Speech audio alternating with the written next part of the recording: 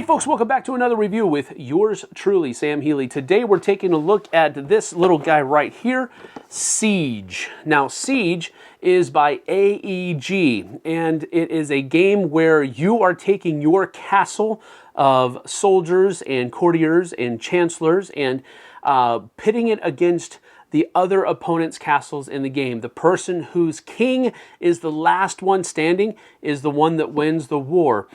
So let's get down to the table. I'll show you how it works, and then we'll come back with some final thoughts a little bit later. Let's get to it.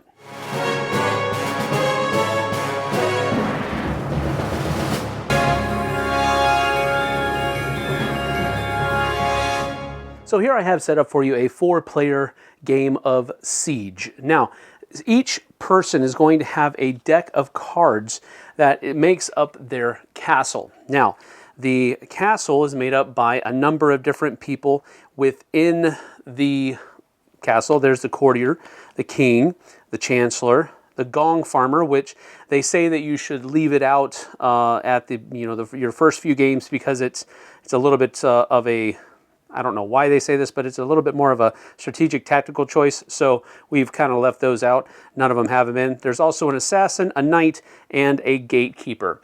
Now, some of these cards have powers on them, and then others have abilities. Abilities can be used when this player is sacrificed, basically removed from play, and then you choose this ability, and it takes effect.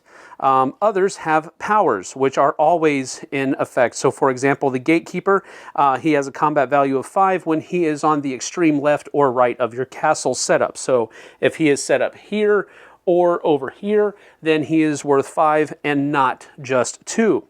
The knight, you can basically sacrifice the knight if your king is attacked and the knight is still in your castle. He can be used to take that hit and basically sacrifice him so that the king does not die. The assassin can defeat the king or the knight automatically, even though the number value is less than. The chancellor is an ability, another card that when you sacrifice it, it has an ability that takes effect. He's also a 5 in combat. And then the king is also a 4. The courtier is a 3. Now, the whole point of Siege is to be the last person standing. So it is a player elimination game. When your king dies, you are out of the game. Now, the way that happens is by clever card play, moving around, trying to deduce where your opponent's kings might be, and so forth and so on.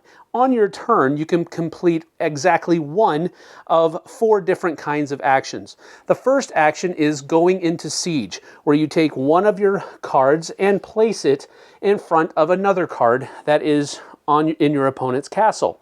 At this point, this card is considered in siege, and this card is considered under siege.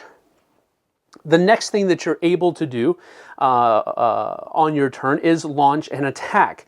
Now, for you to launch an attack, you either have to be, one of your cards either has to be in siege or under siege. So, for example, if this were the case, I could launch an attack with this person or this person, but not this one. The next thing that you can do is sacrifice. I mentioned this briefly going over the cards, and that is simply taking one of your face down cards that is neither in siege or under siege and removing it from play, sacrificing it. If it has an ability, then you can use that ability. If it doesn't, the card is just removed from play. Furthermore, the last thing that you can do on your turn is actually something that you must do if the situation requires it. So, for example, let's say that I launched an attack in a previous round and I did get rid of that card. Now, when it comes back around to my turn, I must fall back. If a person is in siege and there is no card under siege, he must then fall back. That is a mandatory action if the situation of the game does that. So maybe after the first round, the game board would look something like this. Now, it comes back to Green's turn. Now, Green has the opportunity. He can siege again, or he can launch an attack here, here, or here. All right? So he's going to choose to launch an attack here. So he does so by turning over his card. He would actually flip it like so. Now, that is his assassin, which is a king or a knight. Now, the defender at this point would secretly look at the card, and we're going to do it openly here, But we see that the the knight is here. Now, the thing is that what would happen here is they would secretly look at it and say, you know what, it's my knight. So then they reveal this person attacked this person and won, so both of these cards go away. Now, on red's turn, he can either siege, or he can launch an attack here, or launch an attack here. He decides to go ahead and launch an attack here, so he reveals his card, and he is the Chancellor. So I, as the green player, would take and look at my card. Now, I have the Gatekeeper that's here, which is a 2, but because he is on the border, the extreme right of my castle, he actually is a value of 5. Now, in order to win an attack, as the attacker or the defender, you have to be equal to or greater than your opponent's card. So, since this is a 5 and my Chancellor is a 5, I actually don't have to reveal what my card is. I just simply say, I win because I am equal to or greater than your Chancellor of a 5. So the Chancellor goes away and my card stays and it remains hidden. Now, there are ways to deduce what this card is, but we cannot show it outright. So this could have been a Chancellor. It could have been my Gatekeeper. It could also have been my Knight, the person who played, and nobody else knows that except green. And so there is a little bit of deduction and memorization that can go on. And this is really how the game is played, with a little give and go here and there. Sometimes you want to use those special abilities and so forth and so on. For example, a Chancellor says you can sacrifice the Chancellor and the target card must retreat. So you can say, I'm going to sacrifice my Chancellor, and blue, you must retreat. So a retreat is basically like a fallback, and it's a mandatory thing. So if I were to do this, we would actually skip red's turn, and then play would continue from this player. So then it would be yellow's turn, because it says very succinctly there, play continues from the targeted player. So he takes his turn in falling back. Now it's yellow's turn to go. And the Chancellor, since I sacrificed him, is out of the game. Now the Courtier is similar to the Chancellor, except the opponent must sacrifice a card, and then play continues from that targeted player. So if I sacrifice my Courtier, and I say, okay, yellow, you need to sacrifice a card, they can choose one of the cards that has an ability to sacrifice, or if they've already sacrificed their cards that have an ability, they're forced to sacrifice somebody else. So both the Chancellor and the Courtier have pretty strong abilities if you use them in the right situations. The person who has their king last standing is the winner. So that is Siege by AEG. And this is a game that I thought, first of all, the card stock of the cards was really nice. I liked how they were thicker because you're moving them around on the table, you're handling them a lot. And I like how they were of a thicker stock, almost a cardboard. I really liked that. I liked the artwork. It was the artwork that was on it was very beautiful.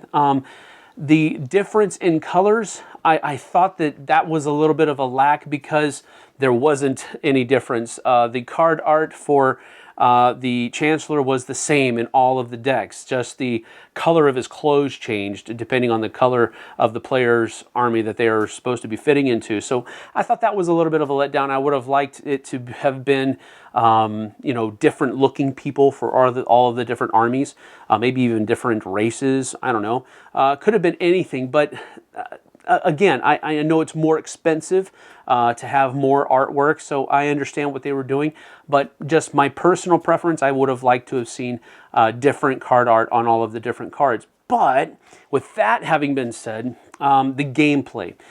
Now the gameplay is interesting to an extent because there is a point at the game where you pretty much have everything figured out if you've been paying attention throughout the course of the game, and if your memory is good enough for you to keep all of these things spatial. I think it's important that everybody keeps their cards where they originally were, even if there's a gap in between them, because then it helps people out. Now, if you're playing in a group of people where they don't like the memory aspect of games, there is a variant in there where you can basically, if a card is defeated, it's just left there, and they're face up, and that the fact that they're face up denotes that they're dead. So there is that where you can eliminate the memorization aspect of it if you're playing with a group of people who don't like that, or maybe it's a little bit too difficult for them. So that's a cool variant. The Gong Farmer is a 0. I spoke of him a little bit during the explanation part of the video, and he is useful in that you can take and put him in siege and just leave him there. And really the only way that you can get that person to come back is if somebody sacrifices the Chancellor and makes him retreat, or attacks him. And if somebody attacks him, they're going to kill him, and that eliminates that person's attacker, whoever it might be. So there is a little bit of a learning curve if you're going to use the Gong Farmer, which is why I imagine they say leave him out of the first few games that you're playing. So you can either do that, or you can just go ahead and throw them in, just with that caveat needing to be explained at the beginning of that game. If you don't like Stratego, then you probably won't like this game at all, because it has, at least in my opinion, a very similar feel with you're pushing this guy forward and you know what he is, but nobody else does until they're attacked and that type of thing. So this might be a good gateway game if you have a friend or a group of friends that used to love playing Stratego. Maybe you used to love playing Stratego. Maybe you still do. This might be a cool game for you to check out because it has that similar feel to it where you're attacking somebody else's army and so forth and so on. With the hidden aspect of who your guy is and all of that kind of stuff. So there is that. I do enjoy the game. However, it was almost scripted at certain points throughout the plays that I gave it. So because there were just certain things that you knew you needed to do.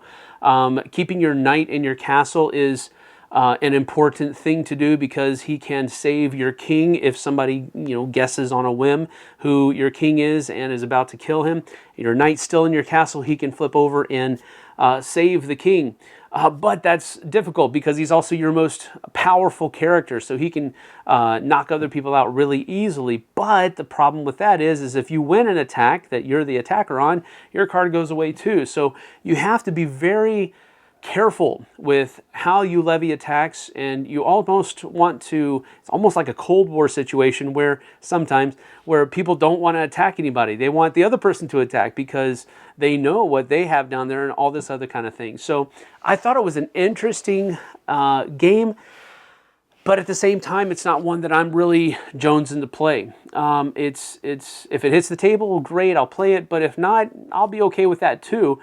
But at the same time, I think it's a decent game that probably is only going to hit on some cylinders for some people and not most.